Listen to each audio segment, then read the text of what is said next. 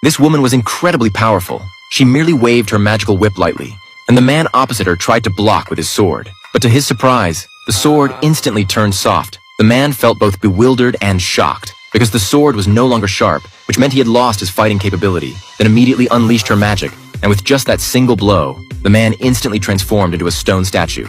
Clearly, he was not the first unfortunate victim. Meanwhile, a young man was chatting with a wealthy woman, and he was an out-and-out con artist. With just a few simple magic tricks, he had convinced the woman that he could predict the future.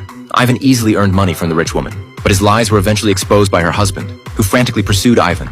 This time, however, Ivan never expected that his fantastical journey was about to begin. Just as Ivan slid down the slide, the scene before his eyes was almost unbelievable. What first caught his attention was a mysterious forest. Not only that, a strange old man suddenly appeared behind Ivan. With an eerie smile, the old man said, "I've been waiting here for decades. I finally found you. You are the last warrior of this world. The fate of this world now rests with you." The old man solemnly handed Ivan a ring. At that moment, an arrow struck the old man's back. He had appeared and disappeared just as quickly. Fully armed royal cavalry prepared to capture Ivan. Facing the armed soldiers, Ivan had no choice but to use his ultimate escape trick once again.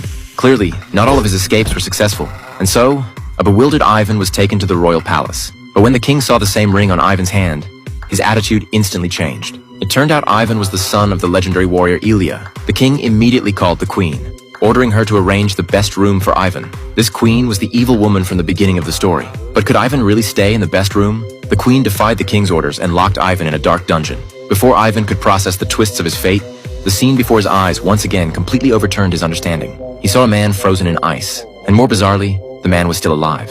While Ivan was full of confusion, a young girl and an old woman suddenly burst in.